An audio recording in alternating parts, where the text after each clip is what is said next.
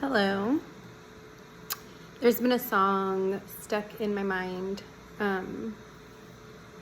since this morning, last night, and I couldn't place the song right away, and then it popped in.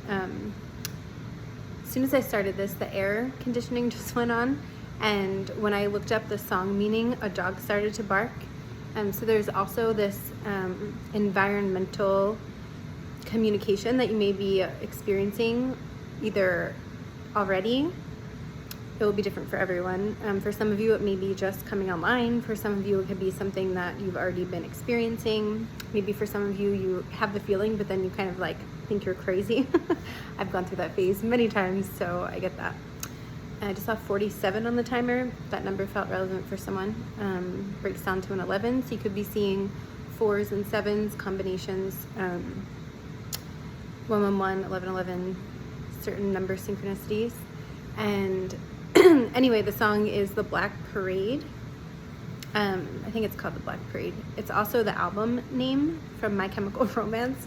A lot of like that era of music has been coming up lately, like the last week or two. So that could be like, I don't know, maybe when you were a teenager you like that, or if you're younger, maybe like an older sibling like that kind of music, or a friend, or maybe you had kids who grew up with that kind of music. There's just something about like, I don't know, what is it, like I grew up with that era and I can't remember the name of it right now, like pop punk kind of thing. Anyway, so I looked up the meaning, just curious, like what a summary of the meaning of the song, and it's basically like the whole album was like a patient dealing with the grappling of dying, and I don't know why I'm smiling, I mean, and yeah, so, and it's basically like, that song is like before they reach the idea of the afterlife, it's like the judgment period of that. And it's interesting because the judgment card in tarot, the archetype of that, has been coming up like so much lately. And so, yeah, whether, you know, maybe some of you, because it talks about the afterlife and grappling with the idea, if there is an afterlife, what is it? And it basically said like, this meaning of the song is like the purgatory before the judgment. So that sounds like really intense for sure. But the energy does feel like I'm seeing like a lot of different like masquerading masks. Like it's like one layer comes off, then like, oh, there's another one and another one. There's been a lot of that imagery coming through. You know, and I think just as a collective, a lot of us are sort of stepping into a more, I guess the word authentic just keeps coming through. Authentic expression is very big right now in terms of like, you know, cellular detoxing and repatterning, karma clearing, karma healing, ancestral lineage, purging, you know, trying to show up differently and remember, I'll say like the purest essence that we incarnate into, and this version as well as like the multidimensional aspects of that, and the solar Rishik planes or dimensions have been really present lately that I've been tuning into, and I'm sure a lot of you have. Maybe some of you are familiar with this, maybe some of you tune into it but don't have a name for it, or maybe some of you have a different name for it, and please feel free to like share that. But I feel it really, really strongly, and it's basically like, you know, if we take it metaphorically, like tuning back into, it's interesting because a lot of the times the word perfected human, or the phrase perfected human, comes up, but this doesn't feel like, you know, it's actually like a releasing of the perfectionistic human phrasing or characterization, and more tuning into all of the humanness as well as the multidimensionality. So, you know, restoring the chaos and order and embracing all of that, and in between, the messy, the orderly, and the transitions, etc. I just looked at the timer and saw 4:47, so again, that number 47 is coming through. I'm not used to filming with like the camera, so if anyone would like to look up the number 47 and share something about it, please feel free to do that.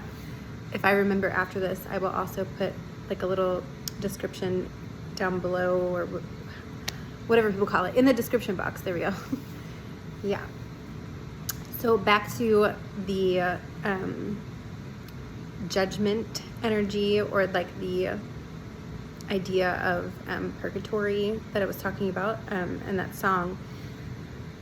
I had a dream the other night that was, now that it's okay, multiple things. So before I pushed record, I was like tuning in to see what was coming through, and I spoke about this dream that I had the other day on Patreon actually, and I was being shown it again, and I didn't even like make the combination or the correlation, so I don't think that was an accident. I'm also hearing combination platter. You know, like you can go to like a restaurant or something. I don't know, maybe someone here likes to order things like that, or there's just something. I'm also seeing like a locker combination. Interesting, the word combination. There's different energetic strands coming in from that word. It also, ooh, my stomach started to growl. Maybe someone here is eating or hungry or really loves food. But I'm also being taken back to the album, like the idea of the song that came through as an album cover, and the phrase of the song that says Savior, My Chemical Romance. Hold on.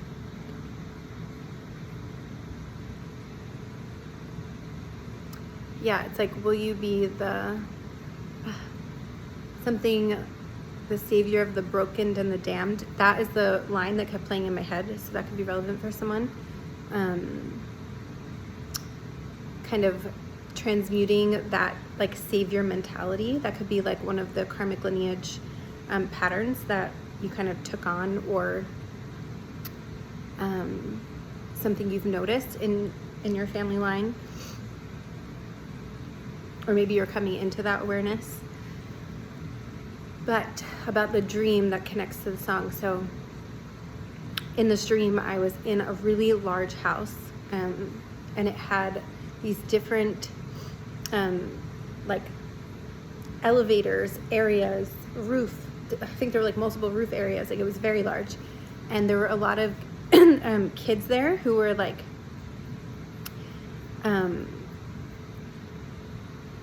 I guess you could say like a label of like a foster situation.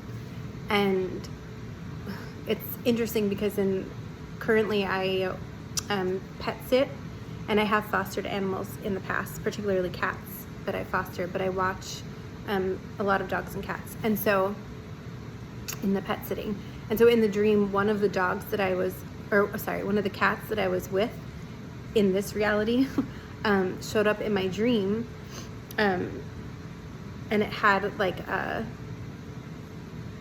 shape-shifting, like it turned into a boy who had teeth issues, like really sensitive teeth, and had a hard time with its teeth. And the metaphysical meaning of teeth could also be relevant for someone here. Remineralization, some of you could be working on remineralizing your teeth, your body. And the cat that I was with, it's like this sweet little cat. It's not his fault, but he like goes, like wants love, and then all of a sudden just like claws you like so intensely. So in the dream, before I went to sleep, I was asking like, what can I help this cat? Like what's going on? And it shapeshifted again into this little boy who had teeth issues. So anyway, then the dream got bigger, and then the rest of the house was revealed. And in metaphysical terms, a house can represent the subconscious. So this also felt very collective as well. Like whoever's tuning into this, our subconscious, our ancestral line subconscious, the collective consciousness.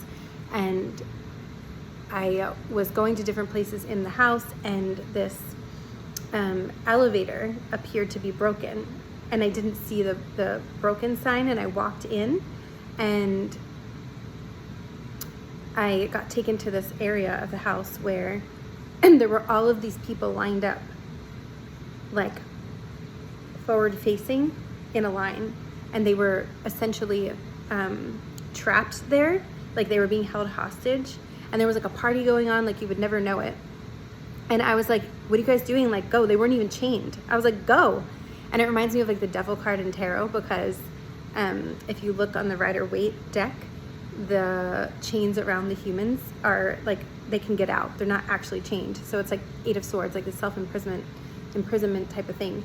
And I don't love saying that always, because it, you know, it's so easy to get into that victim mentality, because that's literally what this current phase of our development has led to, you know.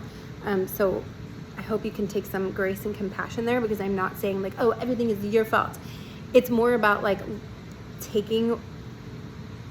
not taking all of the blunt of the responsibility, but saying, okay, now I'm aware of this. How can I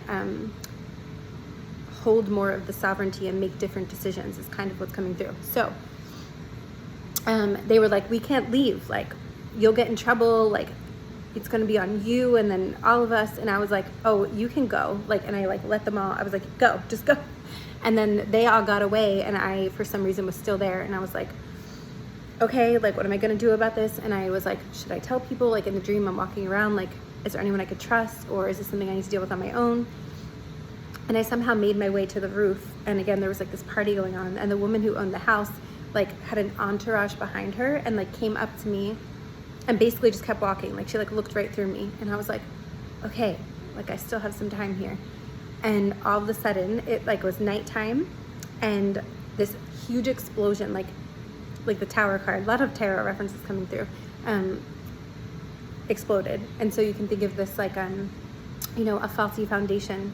Some of you, it will be different for everyone, perhaps, maybe on the brink of kind of stepping into the phase of consciousness where you initiate your own towers. Some of you have already been doing this, or some of you, it still feels like it's happening to you, you know, like things are just falling apart and you're like, what is going on? So, and as soon as this explosion happened, everyone was like looking around like, oh my God, you know, something just exploded. And simultaneously, this like beautiful rainbow appeared in the explosion. And so, I know this is like getting long, but this is what's coming through. So yeah. And the most interesting part was I saw the explosion and the rainbow, and I was able to observe that in the dream as well as everyone else around me. I call it astral physics. Like, you know, dreams in the astral dimensions are not as like what appears solid here. I mean, here isn't either, but astral physics to me is like this ability to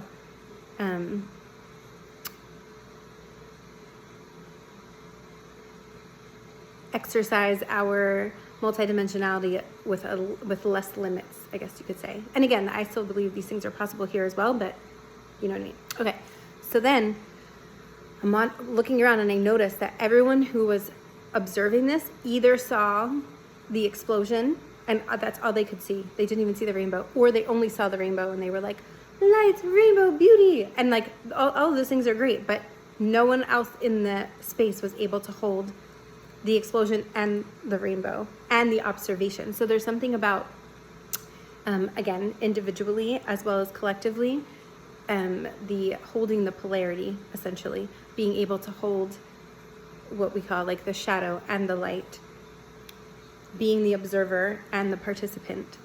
And so, yeah, I just got extremely hot when I said that, like my whole throat and chest opened up. So it feels like there's a, I was just talking about this in my last upload about essentially origins coming through and the etymology being to rise, and this like rising energy, and I could literally feel it like coming out. So you could be having these waves of what we call ascension, releasing the layers and feeling this, whether it's temperature sensations, heat, a flow of energy. Yeah, so feel free to like share any of this that's going on for you if you'd like, or if any of you are feeling like pretty confused or still in that like tower explosion portion of this. You know, I just also want to say like there is no wrong or right from the perspective of this. It's just I feel like we all, most of us anyway, I don't want to assume, but go through these different phases of consciousness, whether in this incarnation or others, and we can continue to cultivate that like grace and compassion for wherever you and or anyone else around you is at. Yeah. I think that is kind of what's coming through for the moment. I will most likely do an overflow on Patreon. I just want to sit for a moment.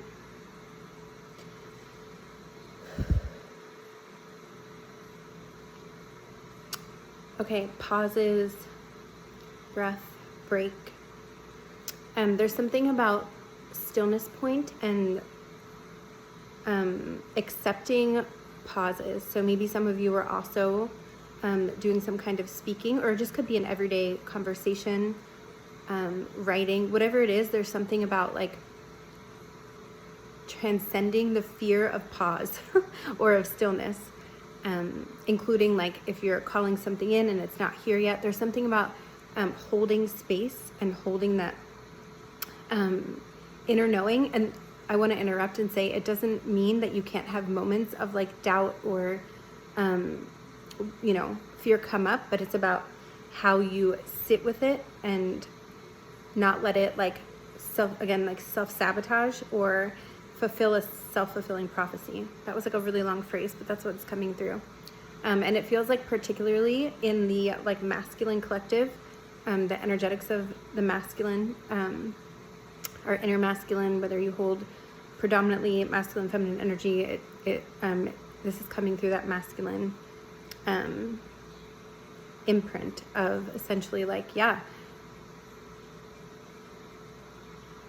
cleansing out a self-fulfilling prophecy is what it's coming through, is what is coming through. Yeah, so you may be getting a little bit tongue-tied, or if you feel like you can't speak quickly enough, or there's something about like just allowing your own cadence and your own process, whether that's in the creative process or everyday life, whatever it is. Yeah. Okay. Thank you.